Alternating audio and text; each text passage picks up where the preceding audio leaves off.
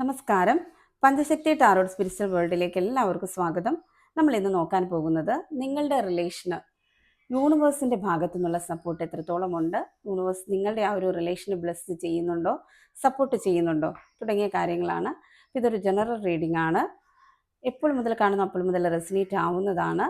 നിങ്ങൾക്ക് personal reading ആവശ്യമുണ്ടെന്നുണ്ടെങ്കിൽ എൻ്റെ WhatsApp നമ്പറിൽ കോൺടാക്റ്റ് ചെയ്യാവുന്നതാണ്. ഈ ഒരു എനർജിയുമായിട്ട് നിങ്ങൾക്ക് ഡയറക്റ്റ് റെസിനേറ്റ് ആവാനായിട്ട് നിങ്ങൾ പേഴ്സൻ്റെ പേര് 3 പ്രാവശ്യം പറഞ്ഞിട്ട് നിങ്ങൾക്ക് ഈ റീഡിങ്ങുമായിട്ട് റെസിനേറ്റ് ആവും. അവരുടെ ഫേസ് മനസ്സിൽ ഓർക്കണം. ഞാൻ ജസ്റ്റ് കാർഡ് ഷഫിൾ ചെയ്യുന്ന സമയത്ത് ഓക്കെ.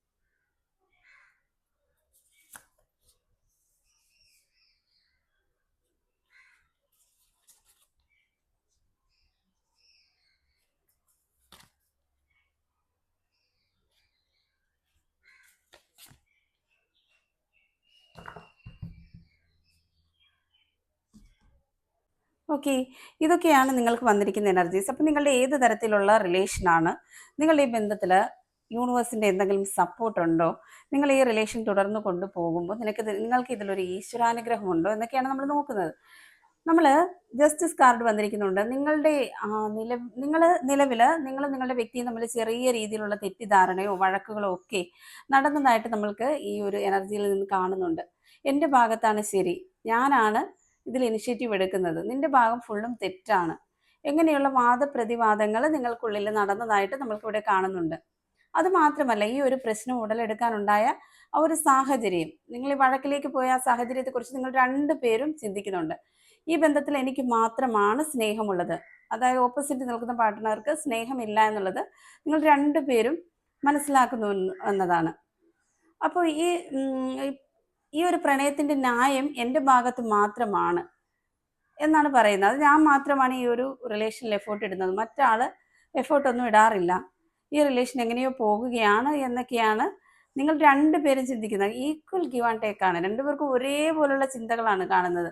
അത് നമുക്ക് ജസ്റ്റിസ് കാർഡ് നോക്കുമ്പോൾ അതാണ് മനസ്സിലാവുന്നത്. രണ്ടാമത് ഹെർമിറ്റ് കാർഡ് വന്നിരിക്കുന്നതുകൊണ്ട് നിങ്ങൾ 2 പേരിൽ ഒരാൾ സംസാരിക്കാതെ ഈ ഒരു റിലേഷൻ വിട്ട് മാറിപ്പോയിട്ടുള്ളതായിട്ട് കാണുന്നുണ്ട്. മാറിപ്പോയി എങ്കിലും നിരന്തരം ഈ റിലേഷനെ കുറിച്ചുള്ള കണ്ടിന്യൂസ് ആയിട്ടുള്ള തോട്ട്സ്, ആ ചിന്തകൾ നിങ്ങൾക്ക് വന്നുകൊണ്ടേയിരിക്കുന്നു. അവർക്ക് വല്ലാത്തൊരു ഒറ്റപ്പെടൽ മനസ്സിൽ ഉള്ളതായിട്ട് കാണുന്നുണ്ട്. ഈ ബന്ധം ശരിക്കും പറഞ്ഞാൽ എനിക്ക് യോജിച്ചതാണോ, ഞാൻ ഈ ഒരു റിലേഷനിൽ നിൽക്കണോ പോണോ, അങ്ങനെയൊക്കെ ഒരു ചിന്തകൾ വന്നിട്ട് അവസാനം അത് ഈശ്വരൻ തന്നെ ഈ ഒരു റിലേഷന് തീരുമാനം എടുക്കട്ടെ, കാലം തന്നെ ഇതിനൊരു വിധി നിർണ്ണയിക്കട്ടെ എന്ന് കരുതിയിട്ട് മാറി നിൽക്കുന്ന ഒരു സാഹചര്യം നമ്മൾക്ക് ഹെർമിറ്റ് കാർഡിലൂടെ കാണാൻ കഴിയുന്നുണ്ട്. അതുപോലെ 2 ഓഫ് പെൻഡക്കിൾസ് വന്നിരിക്കുന്നത് കൊണ്ട് നിങ്ങൾ 2 പേരും ഒരു കൺഫ്യൂഷനിലാണ് കഴിഞ്ഞു പോകുന്നത് എന്ന് കാണുന്നുണ്ട്. ഈ ബന്ധവുമായിട്ട് മുന്നോട്ട് പോകണോ അതോ ഇതിൽ നിന്നും വിട്ടുമാറണോ എന്നൊരു തീരുമാനമെടുക്കാൻ പറ്റാത്ത ഒരവസ്ഥ. അവരെ സംബന്ധിച്ച് നോക്കുമ്പോൾ നിങ്ങളുടെ പാർട്ട്ണറെ സംബന്ധിച്ച് നോക്കുമ്പോൾ ജോലിയുടെയോ കുടുംബത്തിൻ്റെയോ എന്തൊക്കെയോ ടെൻഷൻ അവരുടെ സൈഡിലുണ്ടെന്ന് കാണുന്നുണ്ട്. മറുവശത്ത് ഈ ബന്ധത്തെക്കുറിച്ചിട്ട് കൺഫ്യൂഷൻ, ക്ലാരിറ്റി ഇല്ലായ്മ, ഇവയെല്ലാം ഒരേ സമയത്ത് ബാലൻസ് ചെയ്ത് കൊണ്ടുപോകാൻ ശ്രമിക്കുമ്പോൾ വലിയ രീതിയിലുള്ള മാനസിക പ്രയാസങ്ങൾ അവർ അനുഭവിക്കുന്നു എന്ന് നമ്മൾക്ക് ഈ 2 ഓഫ് പെൻഡക്കിൾസിലൂടെ വ്യക്തമാണ്. ഇങ്ങനെയൊക്കെ പറഞ്ഞാലും പരസ്പരം 2 പേർക്കും സ്നേഹമുണ്ട്. ആ സ്നേഹം ഇപ്പോഴും വിട്ടുപോയിട്ടില്ല. അത് 2 പേരും മനസ്സിൽ സൂക്ഷിക്കുന്നുണ്ട് എന്ന് കാണുന്നുണ്ട്. നമ്മൾ കാണുന്ന നിങ്ങളുടെ വ്യക്തിയെ സംബന്ധിച്ചിടത്തോളം നിങ്ങളോടൊന്ന് സംസാരിക്കണമെന്ന് അതിയായിട്ടൊരാഗ്രഹം മനസ്സിലുണ്ട് എന്ന് കാണുന്നുണ്ട്. നിങ്ങളും അതുപോലെ തന്നെയാണ്, നിങ്ങൾക്കും ആ ആഗ്രഹമുണ്ട് എന്ന് കാണുന്നുണ്ട്. ഒരുപാട് കാര്യങ്ങൾ പരസ്പരം പറയണമെന്ന് ആഗ്രഹിക്കുന്നുണ്ടെങ്കിലും അത് തുറന്ന് പറയാൻ പറ്റാത്ത രീതിയിലുള്ള ഒരു പേടിയോ അല്ലെങ്കിൽ ഒരു മടിയോ ഇപ്പം നിലനിൽക്കുന്നു എന്ന് കാണുന്നുണ്ട് നിങ്ങളുടെ വ്യക്തിയുടെ മനസ്സിൽ. ഞാൻ അങ്ങോട്ട് പോയി മിണ്ടണോ, വിളിക്കണോ, അല്ലെങ്കിൽ ചിലപ്പോൾ ചിലരുടെ കേസിൽ ഇതിൽ ബ്ലോക്ക് ചെയ്തിരിക്കുന്ന ഒരു സിറ്റുവേഷനും കാണുന്നുണ്ട്. ഏറെ പേരുടെ എനർജിയിൽ അങ്ങനെയാണ് കാണുന്നത്. ഓവറായിട്ടുള്ള ചിന്തകൾ, അത് തന്നെയാണ് നിങ്ങളുടെ ഈ റിലേഷൻ്റെ പ്രോബ്ലം കേട്ടോ. ഓവറായിട്ട് നിങ്ങൾ ചിന്തിക്കുന്നുണ്ട്, അതാണ് നമുക്കിവിടെ കാണാൻ പറ്റുന്നത്.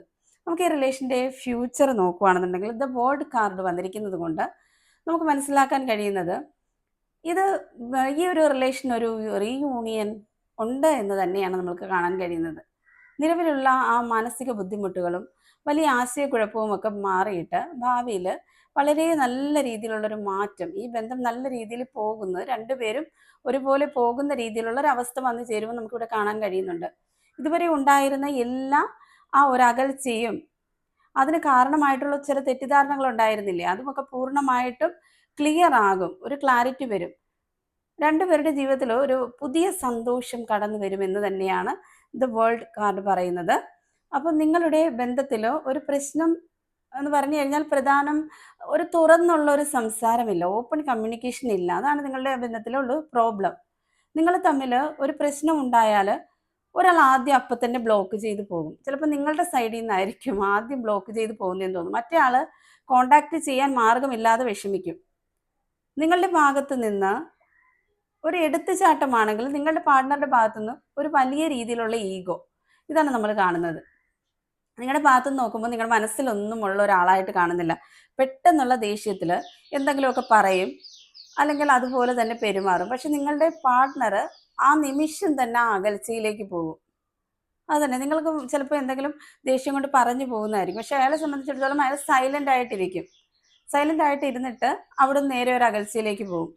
രണ്ടുപേരുടെയും ക്യാരക്ടർ പരസ്പരം ഒന്ന് മനസ്സിലാക്കാൻ ശ്രമിക്കുക. നിങ്ങളിങ്ങനെയാണ്, നിങ്ങളുടെ പാർട്ട്ണർ ഇങ്ങനെയാണ്, അവരോട് ഇന്ന കാര്യങ്ങൾ പറഞ്ഞു കഴിഞ്ഞാൽ ഇന്ന പ്രശ്നം ഉണ്ടാകും എന്നുള്ളത് രണ്ടുപേർക്കും ഇപ്പോഴും തിരിച്ചറിയില്ല എന്നതാണ് കാണുന്നത്. ഇത് ചെയ്താൽ അവർക്ക് ഓപ്പോസിറ്റ് നിൽക്കുന്ന പാർട്ട്ണർക്ക് ഹേർട്ടാകും എന്ന രീതിയിൽ മനസ്സിലാക്കി വെച്ചാൽ ഈ പ്രോബ്ലം ഒരു പരിധി വരെയൊക്കെ മാറുമെന്നതാണ് നമുക്കിവിടെ കാണാൻ കഴിയുന്നത്. നിലവിൽ ഉടൻ തന്നെ ഈ ബന്ധത്തിന് വലിയൊരു മാറ്റം വരുമെന്ന് തന്നെയാണ് കാണുന്നത്. ഇനി നമ്മൾ ആ ചോദിച്ച ക്വസ്റ്റ്യൻ, നിങ്ങളിപ്പോൾ ഏത് തരത്തിലുള്ള ഒരു റിലേഷനുമായിക്കോട്ടെ, ഇപ്പോൾ ഈ എനർജിയിലാണ് കടന്നു പോകുന്നതെങ്കിൽ നിങ്ങളുടെ ഈ റിലേഷന് യൂണിവേഴ്സിൻ്റെ സപ്പോർട്ടുണ്ടോ, അതാണ് നമ്മൾ അടുത്തായിട്ട് നോക്കാൻ പോകുന്നത്. അതിനുള്ള ആൻസർ എന്ന് പറഞ്ഞു കഴിഞ്ഞാൽ 2 ഓഫ് കപ്സ് വന്നിരിക്കുന്നതുകൊണ്ട് നിങ്ങളുടെ ഈ ബന്ധമുണ്ടല്ലോ, ശരിക്കും പറഞ്ഞാൽ ഒരു യൂണിവേഴ്സൽ ബ്ലെസ്സിങ് ഉള്ള നിങ്ങൾ അറിയാത്ത ഒരു സോൾമേറ്റ് കണക്ഷനാണ്. മനസ്സിലായി? ഈ ബന്ധം ഇങ്ങനെയൊക്കെ പ്രതിസന്ധികളെ അതിജീവിച്ച് പോകുന്നുണ്ടെങ്കിലും വേണ്ടാന്ന് തീരുമാനമെടുത്ത് രണ്ടുപേരും അങ്ങ് മാറി നിന്നാലും നിങ്ങളുടെ മനസ്സിൽ ആ ഒരു സ്നേഹം ബാക്കി കിടപ്പുണ്ടെങ്കിൽ, ആ ഒരു ഫീലിങ്സ് തന്നെ നിങ്ങൾ രണ്ടുപേരും അനുഭവിക്കുന്നുണ്ടെങ്കിൽ തീർച്ചയായിട്ടും അതിൻ്റെ അകത്ത് ആ യൂണിവേഴ്സൽ സപ്പോർട്ടുണ്ട്. വീണ്ടും നിങ്ങൾ റീയൂണിയൻ ആവുന്നു, വഴക്കിടുന്നു, റീയൂണിയൻ ആവുന്നു. അപ്പം നിങ്ങൾക്ക് രണ്ടുപേർക്കും മൈൻഡ് അത്രയും കണക്റ്റഡ് ആണ്. മനസ്സിലായി? എത്രയൊക്കെ വഴക്കുകളും പ്രശ്നങ്ങളും ഉണ്ടായി ഈ ബന്ധം പൂർണ്ണമായിട്ടും ഇല്ലാതായി പോകുന്നു എന്ന് നിങ്ങൾക്ക് തോന്നിയാലും അവിടെ നിന്നും ഒരു റീയൂണിയൻ പോസിബിൾ ആണ് എന്നാണ്.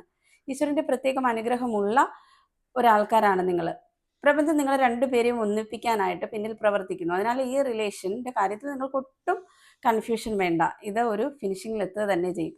നല്ല ഈശ്വരാനുഗ്രഹമുള്ള ഒരു ബന്ധം തന്നെയാണിത്. ശരിക്കും സോൾമേറ്റ് കണക്ഷൻ. നിങ്ങൾ പരസ്പരം ഒന്ന് മനസ്സിലാക്കാൻ ശ്രമിച്ച് രണ്ടുപേരുടെയും ഭാഗത്തുനിന്ന് കുറച്ച് ക്ഷമയും ഓപ്പൺ ആയിട്ടുള്ള കമ്മ്യൂണിക്കേഷൻ, അത് പ്രധാനമാണ് കേട്ടോ. കാരണം ഒരു തെറ്റിദ്ധാരണ ഉണ്ടായാൽ അതേപ്പറ്റി ചോദിക്കാതെ പോകരുത്. അത് അവിടെ സ്പോട്ടിൽ തന്നെ ക്ലിയർ ചെയ്ത് പോകുകയാണെന്നുണ്ടെങ്കിൽ ഈ റിലേഷൻ വളരെ കളർഫുള്ളായിട്ട് ലോങ് ടൈം നിൽക്കുമെന്ന് തന്നെയാണ് കാണുന്നത്. അപ്പോൾ തീർച്ചയായിട്ടും ഇത് യൂണിവേഴ്സൽ ബ്ലെസ്സിങ് ഉള്ള ഒരു റിലേഷൻ തന്നെയാണ്. അത് ആരുടെയൊക്കെ എനർജിയുമായിട്ട്, അപ്പം നിങ്ങളുടെ ഈ ഒരു ബന്ധത്തിൻ്റെ പിന്നിൽ നിൽക്കുന്ന ആ രഹസ്യ ശക്തി അത് യൂണിവേഴ്സ് തന്നെയാണ് കേട്ടോ. അപ്പോൾ ഇത് ആർക്കൊക്കെ റെസിനേറ്റ് ആവുന്നു എന്ന് നോക്കാം. നാളെ മറ്റൊരു റീഡിങ്ങുമായിട്ട് വീണ്ടും കാണാം. Okay, thank you my viewers.